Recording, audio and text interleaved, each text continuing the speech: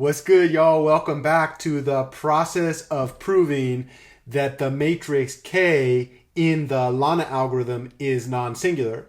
In the last extension video for step 11, the first one in this four-part series, we proved a theorem that says that K was non-singular if and only if we could show that the columns of A sub R are linearly independent, or that the rank of A sub R is n. A sub R has n columns, remember. In fact, we're going to claim at the last part of our extension video, step 4, that A sub R must have linearly independent columns because A sub R is formed by deleting one column from the incidence matrix of the deactivated resistor circuit.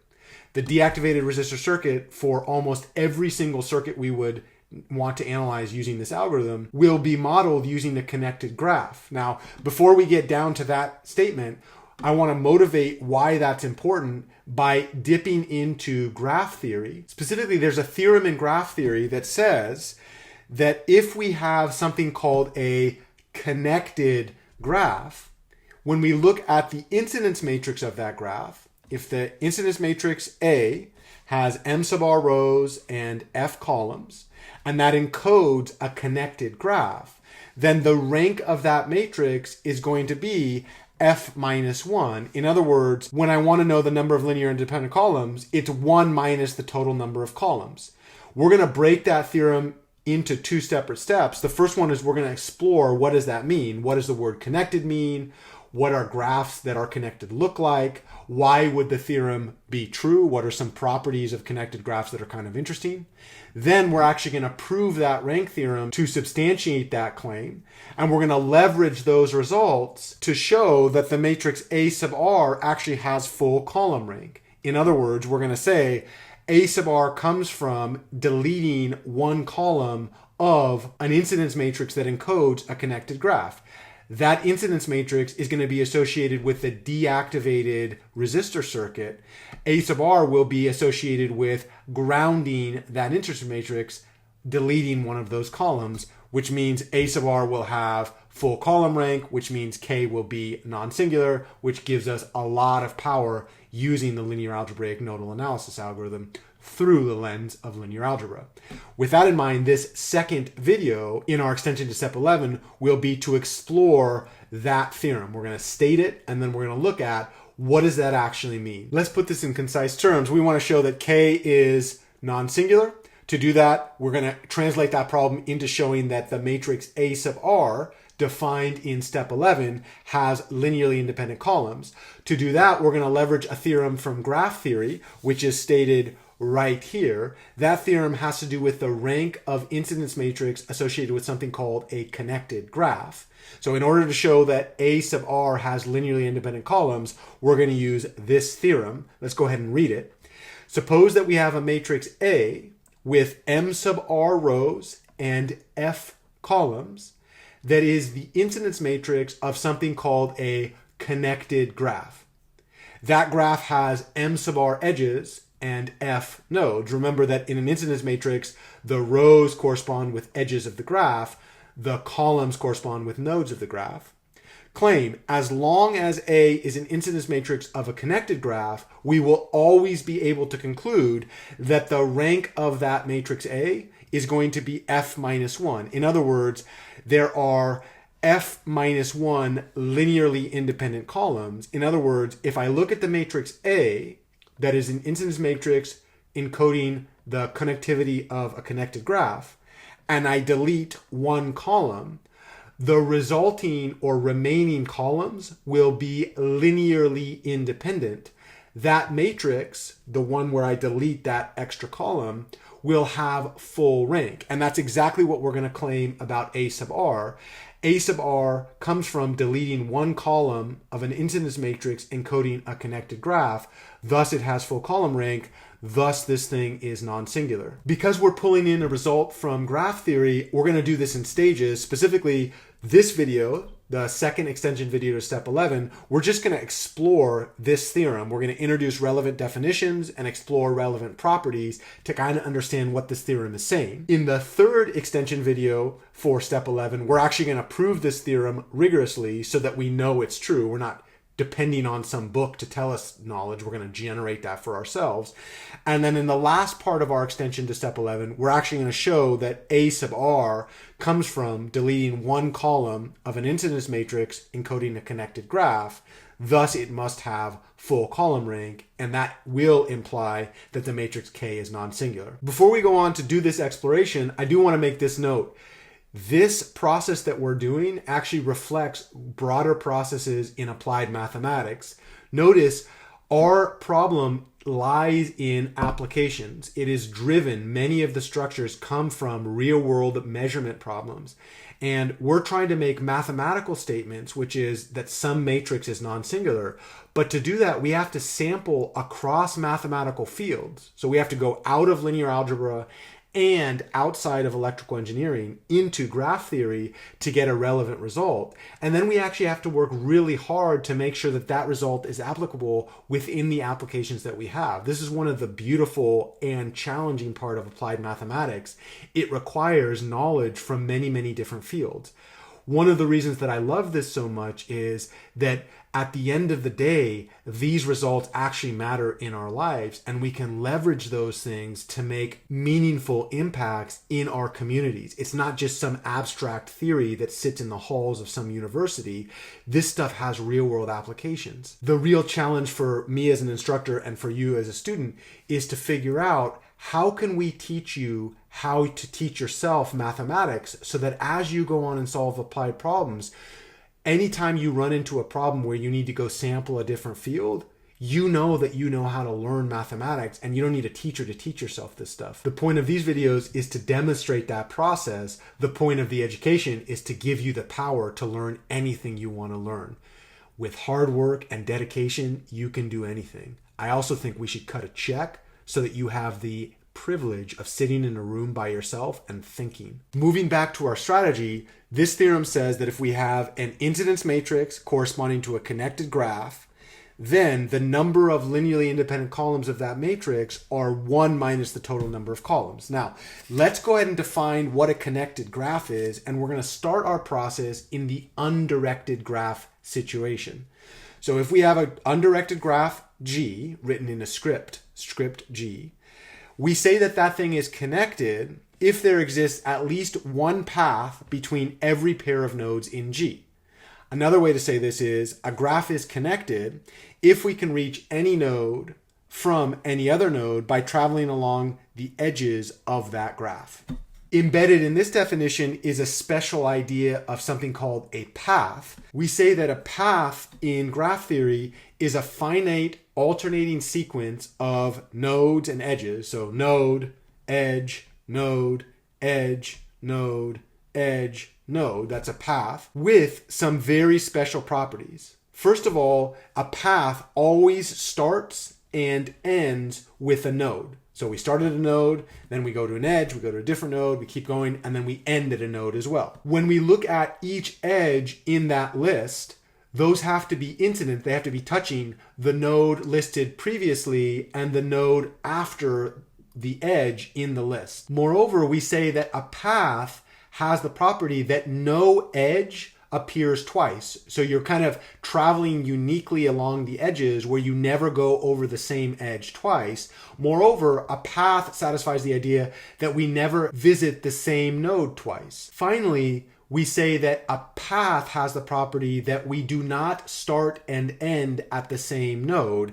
That's kind of covered in the idea that no node appears twice, but there is something called a loop. A loop has the property that we start and end in the same place. A path, we start in one place and we end in a different place. We travel along the edges to do that. We never go to the same node twice, and we never use the same edge twice. Another way to say this is a path contains a chain of unique edges that do not intersect themselves at any vertex. It is a unique way to travel. One of the best ways to get our head around this definition of connected undirected graphs and also path is to look at an example. We're going to take a look at our first example of an undirected graph that we're going to claim is connected. This graph has 6 nodes and 7 edges. Quick check. If we look at any 2 pairs of nodes in this graph, can we get from one to the other along the edges? Well, it just so happens that yes, there's no kind of isolated set of nodes and edges that are completely disconnected from the other nodes and edges. So let's just do a quick sample. Take a look at nodes 1 and 6. If I wanted to get from node 1 to node 6, could I do that along a path? Could I do that uniquely? Yeah, I could go from node 1 along edge 2 to node 5, along edge 5 to node 6. Notice that I do not repeat any node more than once. Every edge is incident to both nodes on either side. So that means E2 touches both node 1 and node 5. E5 touches node 5 and node 6. I don't repeat any edges. I don't repeat any nodes. I start and end at the different places. That's what a path is. Notice there's at least one path between nodes 1 and node 6. In fact, there's many different paths. I could go along this direction. I could go here. There's 3 in this case. The point of the matter, though, is that those 2 nodes are connected. Of course, the definition of connected says that we have to be able to do that for any pair of nodes. So I could also check node 4 and 5. Notice that I can get from node 4 to node 5 along a path. Unique edges. Each edge is incident to only the 2 nodes on either side. We don't repeat the edges. We don't repeat the nodes. There's many different ways to do that. I could do that in at least 3 different ways in this case. Here are some examples of the path that we could take from node 4 to node 5. And in fact, if I took any pair of nodes in this graph, I will always be able to find at least one path from the first to the second that satisfies those definitions. Another way to say that is this graph is connected. Now, I know for you astute viewers, you're probably thinking to yourself like, hey, wait a second. We've done all the modeling in circuit analysis using directed graphs, and you're throwing a definition that involves undirected graphs. WTF? In this case, what I'm going to say is the definition for connectedness in directed graphs transfers quite nicely. Specifically, we say that a directed graph is said to be connected if the corresponding undirected graph is connected. Another way to say this is if we start with a directed graph, a graph whose edges have arrows associated with it, or directions, we redraw that graph where every edge deletes the arrows. So it goes from directed to undirected so that edges only connect 2 nodes. There's no direction. And then we look at the corresponding undirected graph. If any 2 nodes are connected by some path of undirected edges, then the original directed graph is said to be connected. Let's take a look at what this means for an example directed graph. Here we have a directed graph with 6 nodes and 7 edges. Do you recognize it? Each edge is directed from one node into another node, and the claim is we will call this directed graph connected if the corresponding undirected graph is connected. But of course, we've just argued that this undirected graph, the one corresponding to this directed graph, is connected. Thus, we say that this directed graph is connected. Now, I know some of you specialists in graph theory might say, but wait a second, Jeff, what about strong and weak connectivity? And my answer to that is, for our specific purposes, we don't have to introduce that theory. Those are powerful ideas. There's real utility in graph theory, but for the purposes of our work, all we care about is connectivity. When we go back to our original theorem that says that if we have an incidence matrix for a connected graph with m sub r edges and f nodes, then immediately we can conclude that the rank of that matrix is going to be f minus 1. What that says is instead of analyzing properties of the graph using the visual representation, we can make conclusions about the rank of the corresponding incidence matrix as long as we know that the original graph is connected. In the case of our directed graph with 6 nodes and 7 edges, we can create the incidence matrix using the table where we align the columns with the nodes and the rows with the edges. Notice that this graph corresponds to this incidence matrix. We said that the edges going out get a positive, the edges coming in get a negative. Please check that for yourself. With that, we've just made the argument that this directed graph is connected. We've created the incidence matrix, which is encoded in this m sub r times f matrix, which in this case there were 7 edges and 6 nodes. So this was a 7 by 6. This theorem says that the matrix A should have 6 minus 1 linearly independent columns. Or when I think about the rank of this matrix, that rank should be 5. F minus 1. Now, you know me, I don't want you to trust me. We've made this claim about the matrix. We should be able to check. So if we go to Octave Online, just type in any search browser, Octave Online, click on the first link, we can now store this matrix as seen on screen. And then we can actually check the rank of this matrix, the number of linearly independent columns. Lo and behold, the rank is 5. This matrix has 5 linearly independent columns.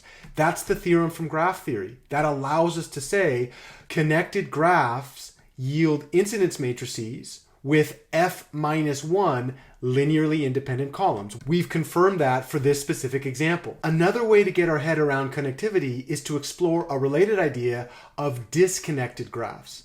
So we say that a graph G is disconnected if the graph is not connected. Duh, that seems pretty straightforward.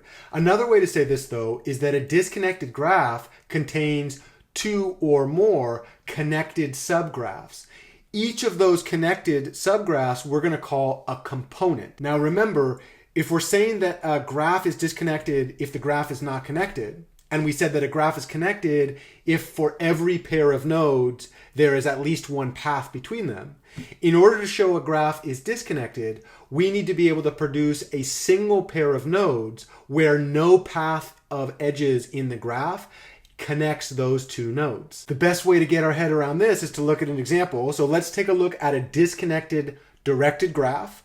This graph has 7 nodes and 7 edges.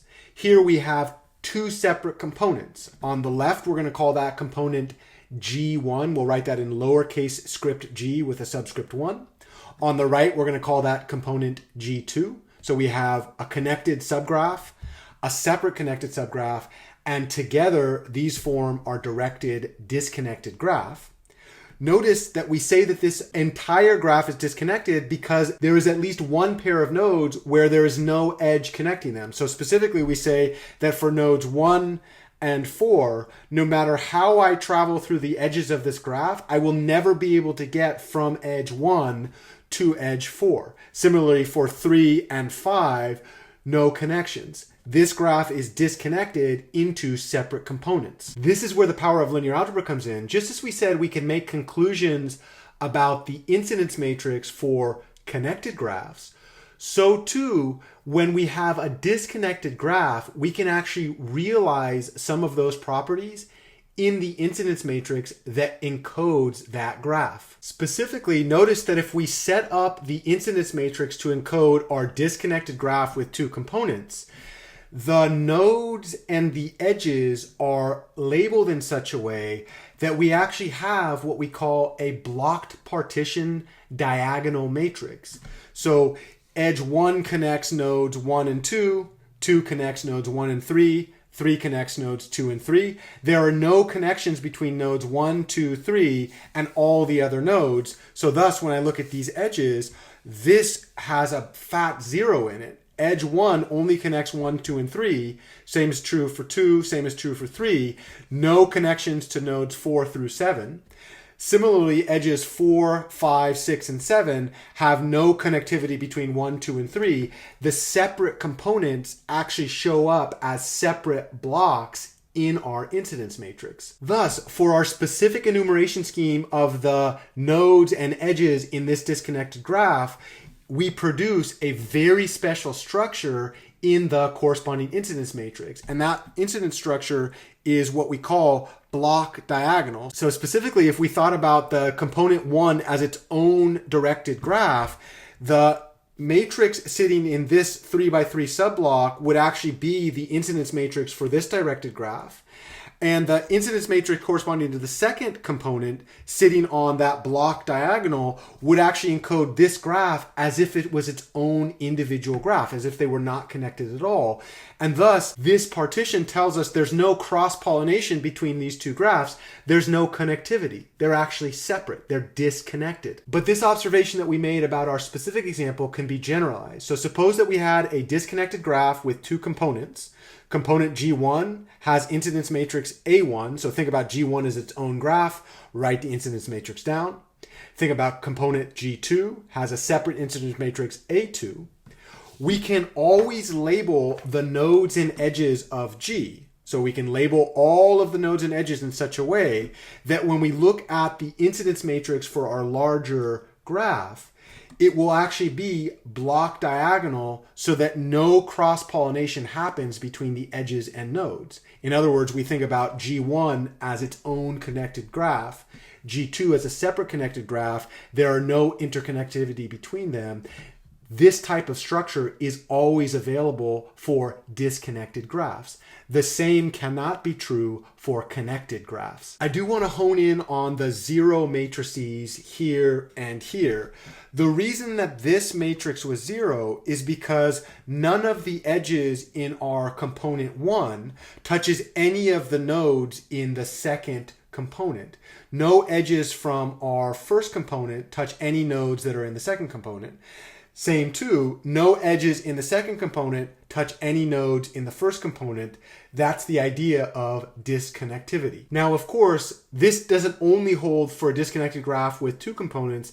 That result could be generalized to any disconnected graph with any number of components. The point is, we will be able to find a block diagonal partition of our incidence matrix for a specific enumeration of the nodes and edges. The reason that this is really powerful is, remember, we're studying graphs that encode circuits. Moreover, we saw in step 6, in the extension videos to step 6, that one of the ways that we talked about solving our linear system problem by reducing the number of unknowns was this deactivation heuristic. So we take our original circuit, every voltage source that we have in that circuit, we draw a short circuit.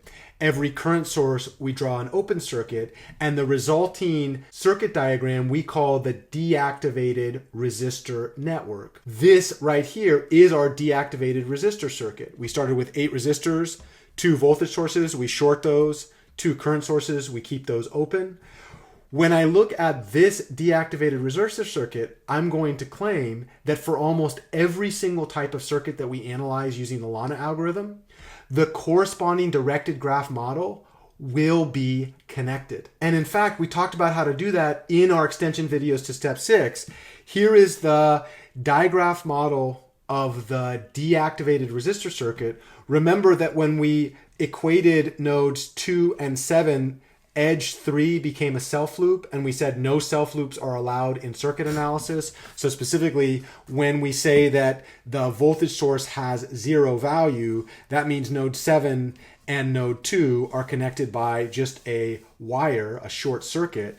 That means there's no voltage drop across edge 3. That's equivalent to touching one lead of my resistor to the other lead. That's a non-functional electric component, which means we deleted the corresponding self loop out of the directed edge, but all of the other edges remained. And when we looked at this directed graph, the corresponding undirected graph is connected. This is where I want to zoom out from our specific LANA example and talk generally about circuits. Almost every single circuit that has only voltage sources, current sources, and resistors that is relevant for electrical engineering applications is going to be modeled by a connected digraph. And the reason that is the definition of a circuit. Remember, a circuit is a set of elements in which each lead of a given element is connected to at least one other lead of another element. All of them have to be connected in order for the electrons to flow through the circuit, in order for the circuit to be functional as some working tool. This implies that the theorem about the rank of incidence matrix associated to connected graph is going to hold for almost every single circuit that we're going to analyze using the LANA algorithm. There is one special case worth talking about where we will have disconnected graph when we deactivate the circuit, and that would happen if we had two sub-circuits that are connected by paths of current sources. So specifically, imagine I have some circuit, I have another circuit, and I connect the two circuits by current sources. When I deactivate those current sources, I replace the current source with an open circuit. So now I have one circuit and a separate circuit. The digraph model would be disconnected. Assuming that that doesn't happen, anytime I deactivate my resistor, voltage source, and current source circuit, I will always have a connected digraph model. What's really powerful about that general result is when we take a look at the deactivated resistor network for our specific linear algebraic nodal analysis example 2 circuit, we can immediately conclude that the digraph model is connected, which tells me that the corresponding incidence matrix that encodes this digraph has rank f-1, the total number of nodes in the deactivated resistor circuit -1. But that means when I look at this digraph model for our deactivated resistor circuit, I can encode that information using this incidence matrix. Notice that the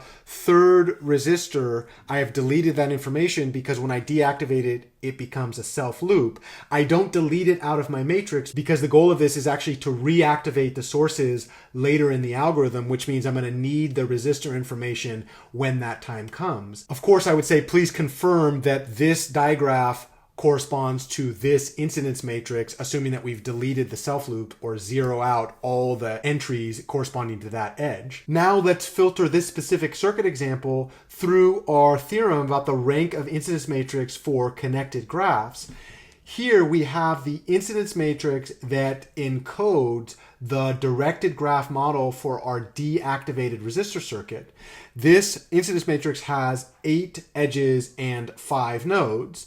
8 was the number of resistor, 5 was the number of independent node potentials, which was the number of original nodes in our circuit minus the number of voltage sources. 7 minus 2 was 5. We of course can check the rank of this matrix. If I go to Octave Online and I actually store this matrix in Octave using the code that you see there, I can check the rank of this, and my claim is it's going to be 5 minus 1, which is 4. That's exactly what we've just confirmed to ourselves computationally. Here's the claim. When we're looking at K equals A sub R transpose G A sub R, remember we're trying to show that's non-singular by showing that the columns of the matrix A sub R are linearly independent. The claim I'm going to make is when we look at the deactivated resistor circuit and then we encode that using our incidence matrix, to form A sub R is equivalent of taking the incidence matrix for this deactivated resistor circuit and then choosing a ground node or deleting one of these columns. In fact, we're going to check for ourselves. In our specific example, we grounded node 7. If I delete that column, the matrix that is left is going to be A sub R. Well, we just said if we delete a column, the corresponding deflated matrix is going to have full rank, meaning A sub R has full column rank, meaning K is non-singular. That's the proof. Now, we're not there yet. In the 4th extension video to step 11, we're going to show that this is true, and we'll do it in 2 different ways. But the point of this is, in order to make our argument, we need to know that this theorem is true for any connected graph. In the next extension video, we're going to prove that theorem rigorously. However, let's make some general observation about the incidence matrix associated with any connected graph, and we'll do so by inspecting properties of this specific incidence matrix. Everything we say, though, is going to be applicable in the general connected graph case. When we're looking at an incidence matrix for any connected graph, we'll say that every row of that incidence matrix has exactly one entry with a positive 1 value and exactly one entry with a negative 1 value. Remember, the rows correspond to the edges of the graph, and each edge goes from one node to a single other node. The node that it comes out of gets a positive 1, the node that it goes into gets a negative 1. all other nodes get 0 because that edge doesn't touch. What that means is when we look at these incidence matrices for connected graph, each row has only 2 non-zero entries. When we look at the columns of this graph, the number of non-zero entries in each column equals the number of edges that touch the corresponding node. So for example, when I go ahead and count for the last column, 1, 2, 3, 4, there are going to be 4 edges that touch that node. But remember, the last column corresponded with node 7. Check it out. 1, 2, 3, 4. That's that statement. We can also say that any column in our incidence matrix that has all zeros corresponds with an isolated node, or a node that has no edges connected. However, in circuits, that will never happen. The whole idea of a node is that it encodes the interconnection between elements. We're never going to have a piece of wire that has no elements connected. There's no isolated nodes in circuits. In our work, when we deactivate our circuit, we're going to say that any row of our deactivated incidence matrix that has all zero corresponds to a circuit element that is in parallel with a voltage source. In other words, when we deactivate our voltage source by setting the voltage value to 0, the 2 nodes on either edge of that parallel element are going to become the same node, and then that edge is going to turn into a self loop, which we delete from our digraph model. Remember, the reason that we keep reference to those in our incidence matrix is that the goal is to eventually reactivate those voltage sources so that we can get the values at the end of our analysis. We also say that any edges that are connected to the same nodes and have the same direction produce the identical rows in the corresponding incidence matrices. We almost saw that with edges 1 and 2, except that they had opposite directions, and that's why edge 2 is -1 times edge 1. They are parallel with opposite directions. One really amazing feature of the node and edge enumeration scheme is if I were to relabel my entire graph, so I change the numbering scheme for edges in my graph, that corresponds to permuting rows in my incidence matrix. If I were to flop columns in my incidence matrix, that corresponds with changing the labeling scheme, changing the numbers associated with the nodes. So changing rows corresponds with relabeling edges in a different way. Changing columns corresponds with relabeling nodes. With that in mind, as long as our deactivated resistor circuit can be modeled using a connected graph, there is no way that we will be able to rearrange the edges or nodes such that our incidence matrix can be partitioned into block diagonal elements. In other words, as long as my incidence matrix correlates with a connected graph, as long as my deactivated resistor circuit is actually connected, it represents a functional circuit, I will never have disconnected circuit components that yield this type of partition. With that, we end our exploration of this theorem, and in the next video, we prove this in general. I'll see you in the next video.